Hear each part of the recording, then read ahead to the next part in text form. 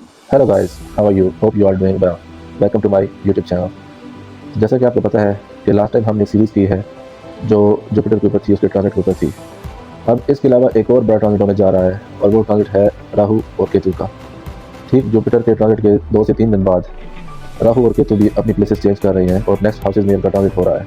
तो अब एक हम नई सीरीज़ स्टार्ट कर रहे हैं जिसमें हम राहु और केतु के ट्रांजिट के बारे में बताएंगे कि आने वाले टाइम में जो राहु और केतु का ट्रांजिट आ रहा है वो सब ज़ोडिएक साइंस के लिए क्या रिजल्ट्स लेके आएगा। लेकिन वो बताने से पहले थोड़ा सा मैं आपको इंट्रोडक्शन दे दूं कि राहु और केतु बेसिकली कैसे प्लैनेट्स हैं और ये किस तरह का इनका इम्पैक्ट पड़ता है डिफरेंट ज़ोडिएक साइन के ऊपर। देखिए, राहु और केतु दोनों मेलेफिक जो है वो प्लैनेट हैं और इनको शेडो प्लैनेट्स कहा जाता है। ये मून के शेडो प्लैनेट्स हैं और इनकी अपना कोई ख़ास जगह नहीं होती, ठीक है, लेकिन फिर भी इनका इम्पैक्ट आपके जो बर्थ चार्ट है और हॉरोस्कोप में इनका बहुत बड़ा असर होता है और ये बहुत बड़े आपका लाइफ में रोल प्ले करते हैं। ये सबसे पहले मैं आपको बताता हूँ कि राहु और केतु दो अलग अलग, मतलब एक ही चीज़ के दो हिस्से हैं और एक को राहु कहते हैं, एक को केतु कहते हैं। तो पहले मैं थोड़ा सा आपको बता दूँ कि इनकी पर्सनैलिटीज़ टोटल डिफरेंट होती हैं। कि जो राहु है वो चीज़ों को एक्सपेंड करता है, वो चीज़ों को बढ़ाता है और जिस जगह पे वो जाता है, जिस हाउस में जाता है, जिस हाउस में उसकी प्लेसमेंट आ जाती है, उस हाउस से जुड़ी हुई चीज़ों को वो एक्सपेंड करना शुरू कर देता है और वो बढ़ाना शुरू कर देता है और ये आपको स्ट्रगल भी काफ़ी कराता है और एक इल्यूजन क्रिएट करके रखता है आपकी लाइफ के अंदर। जो चीज़ें शायद आपको नॉर्मल रूटीन में समझ आ जाएँ, ये उनको नए रूप में आपके सामने लेके आता है जो कि ओरिजिनली ऐसी होती नहीं है। जैसा कि ये एक्सपर्ट है इस चीज़ के अंदर कि इल्यूजन क्रिएट करने के अंदर, इसको एक्सपर्ट कहा जाता है।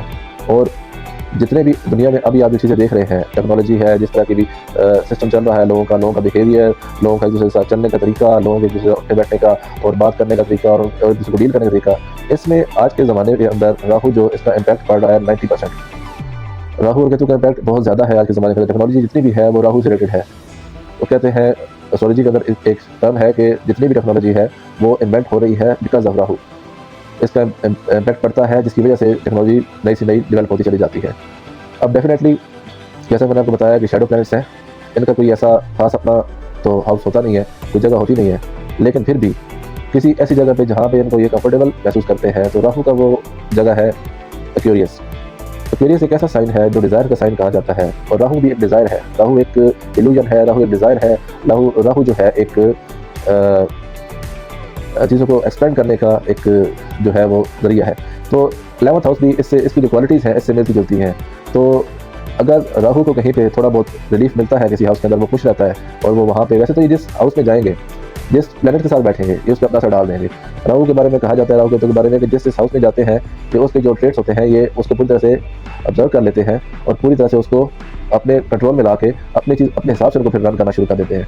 और इनकेस कि अगर किसी प्लेनेट के साथ ये बैठ गए तो उस प्लेनेट को ये पूरी तरह से कंट्रोल में करके तो उसके जो रिजल्ट्स हैं वो अपने थ्रू देना शुरू कर देते हैं। तो राहु एक इल्यूजन है। राहु के लिए एक्वेरियस साइन जो है वो इसका ओन साइन समझा जाता है, इसका अपना घर समझा जाता है, जहाँ पे कहा जाता है कि एक्वेरियस में जो राहु है वो कंफर्टेबल होता है। एक्वेरियस में राहु जो है वो बहुत अच्छा परफॉर्म करता है। और अब जो ट्रांजिट आने जा रहा है, मजे की बात यह है कि वो राहु का एक्वेरियस के अंदर ही है। इसी बात करते हैं केतु के ऊपर कि केतु क्या है। राहु का तो मैंने आपको बता दिया।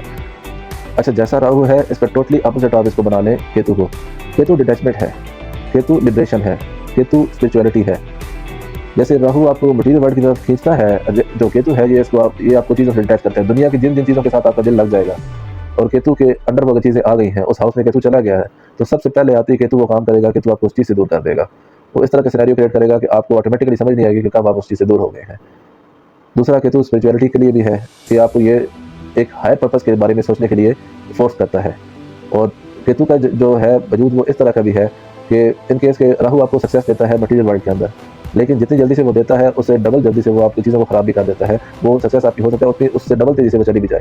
लेकिन केस अगर केतु ने आपको कोई चीज़ प्रोवाइड की है, केतु के इम्पैक्ट की वजह से आपके ऊपर कोई अच्छा उसका रिजल्ट आया है, तो वो फिर लॉन्ग लास्टिंग होगा। वो केतु की जो सक्सेस होगी वो बहुत ज़्यादा लंबे अरसे तक चलने वाली होगी। मैं इसकी मिसाल आपको इस तरह से दे सकता हूँ कि फॉर एग्जाम्पल सोशल मीडिया है, यूट्यूबर्स हैं, टिकटॉकर्स हैं, ये टोटल राहु है।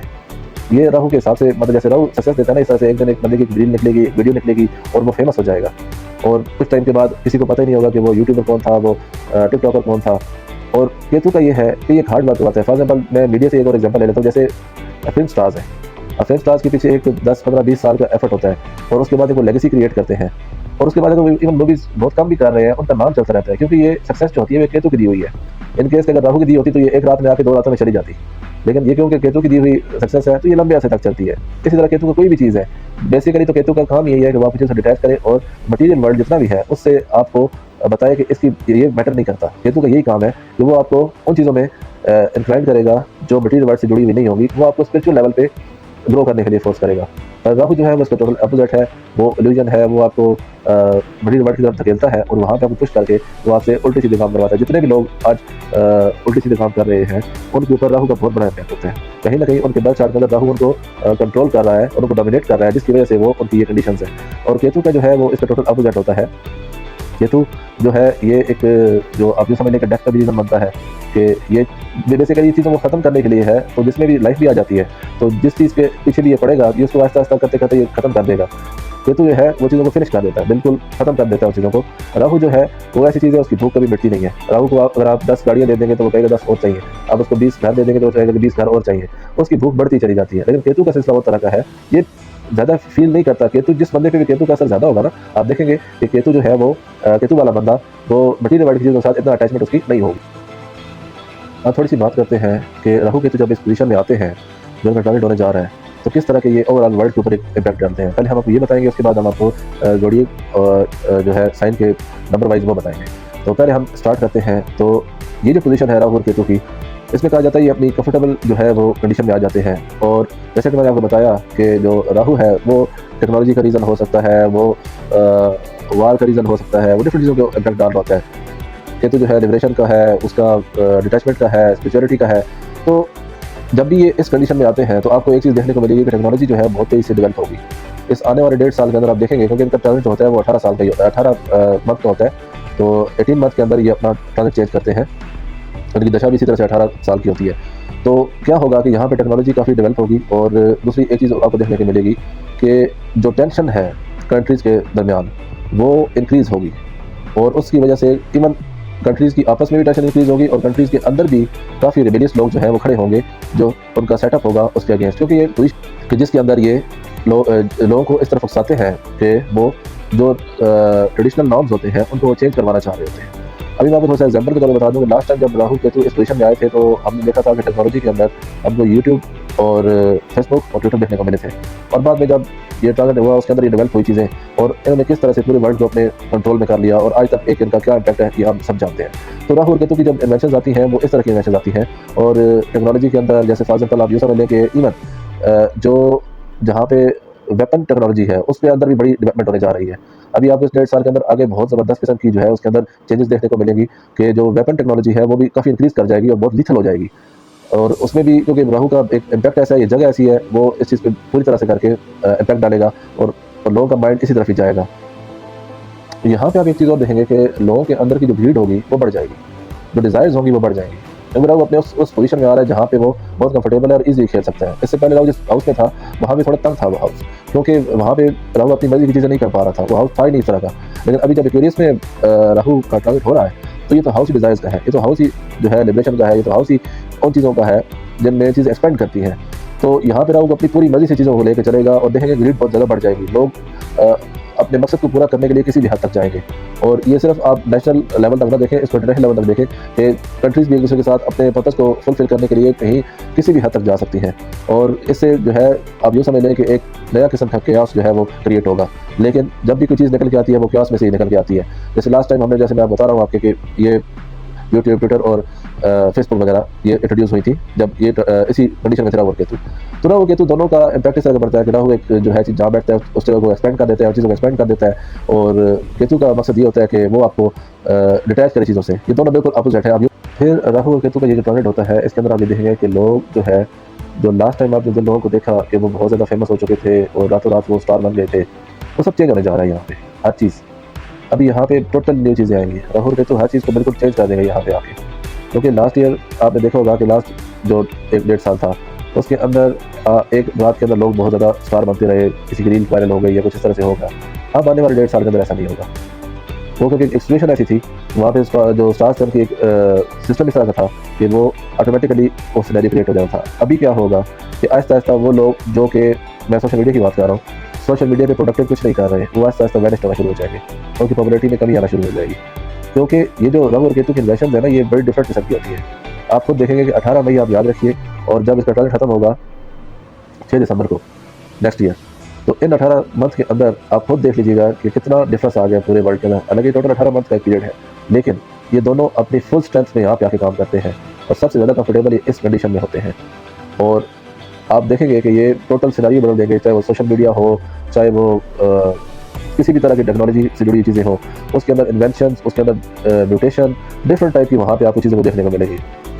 केतु अपने हिसाब से काम करेगा, राहु अपने हिसाब से काम करेगा, और दोनों का पर्पस सिर्फ यही होगा कि जब हम यहाँ से निकलें तो हम अगले 18 साल तक 18 जो है, क्योंकि ये अब 18 साल बाद दोबारा ये इस पोजीशन में आएगा। ये इससे पहले 18 साल पहले इसमें आया था, आई थिंक 2006-7 में यहाँ पे आया था ये, और दोबारा ये अब इसके बाद 18 साल बाद दोबारा इस पोजीशन में दोबारा आएगा। तो इनका ये कोशिश होती है कि जब ये इस पोजीशन में आ जाए, जहाँ ये कंफर्टेबल है, तो एटलीस्ट ऐसा कुछ करें जो अगले आने वाले 18 साल तक इम्पैक्ट डाले। जैसे कि आपको मैं बता रहा हूँ कि फेसबुक हो गई, यूट्यूब हो गई, ट्विटर हो गया, ये चीज़ें अब इतना 18 साल पहले इन्वेंशन हुई थी इनकी, और इन्होंने रूल किया है 18 साल के अंदर। इन 18 साल के अंदर इन्होंने रूल किया है, ये दो तीन चीज़ें मैं आपको बता रहा हूँ। तो राहु और केतु को यही होता है, ये चीज़ों को राहु जैसे आपको बताया, जहाँ बैठेगा उस चीज़ को एक्सपेंड कर देगा और चीज़ों को बढ़ा देगा, और ये सिर्फ नहीं कैसी चीज़ों को बढ़ाएगा, ये बुरी चीज़ों को बढ़ा देता है। आपको नशे की लत लगी हुई है, आपको किसी भी तरह की आदत है, वो उसकी वजह राहु ही होगा। ये आपकी लाइफ में इस तरह की हर्डल क्रिएट करता है, जहाँ जिस तरफ आप धकेल के लेके जाना चाहते हो, कुछ करना चाह रहा होता है, आपको वैसे वहाँ पे ये पहुँचा देता है। इनका बहुत बड़ा इंपैक्ट है। हालांकि शैडो प्लैनेट्स हैं, लेकिन ये कहते हैं कि कुंडली की जिस भी बर्थ चार्ट के किस भी हाउस में बैठ जाए, ये उसको पूरी तरह से काबू करने की ताकत रखते हैं। तो इनका बहुत बड़ा इंपैक्ट है ट्रांजिट का जो है, इसमें लोगों की ज़िंदगी में बहुत बड़े बड़े जो है ना असरात आने वाले हैं। अब कुछ लोगों की यहाँ से महादशा स्टार्ट होगी राहु की या केतु की, तो उसका अलग इम्पैक्ट होता है। तो जो राहु की होती है महादशा, वो 18 साल की होती है, और जो केतु की महादशा होती है वो 7 साल की होती है। तो किसी की, और दोनों एक साथ कभी भी नहीं आती हैं। इंसान मोस्टली एक ही महादशा देख पाता है, या राहु की या केतु की। अपनी लाइफ में दोनों में से कोई एक ही महादशा लोग इंसान देख पाता है, क्योंकि वो दोनों की टाइमिंग ऐसी है कि आपकी दशा एक ही आप देख पाएंगे, हो सकता है। ठीक है, बहुत रेयर होता है कि दोनों महादशा किसी शख्स ने देख ली हो, तो उसके 100 ईयर्स का पूरा 120 ईयर्स का पूरा जो है पीरियड है। तो ये है कि राहु के अपने ट्रेड्स हैं और केतु के अपने ट्रेड्स हैं, लेकिन जब दोनों इन हाउसेज में बैठते हैं तो दोनों उन हाउसेज में चले गए जहाँ ये कंफर्टेबल है और जहाँ पे ये अपनी मर्जी की चीज़ें कर सकते हैं। और ये एक्वेरियस में राहु बहुत खुश रहता है, और लियो में केतु जो है वो उस लेवल पे उसको हैप्पीनेस नहीं मिलती, लेकिन जहाँ पे राहु जितना खुश होगा। लेकिन राहु का ही इम्पैक्ट ज़्यादा है, केतु का कम है।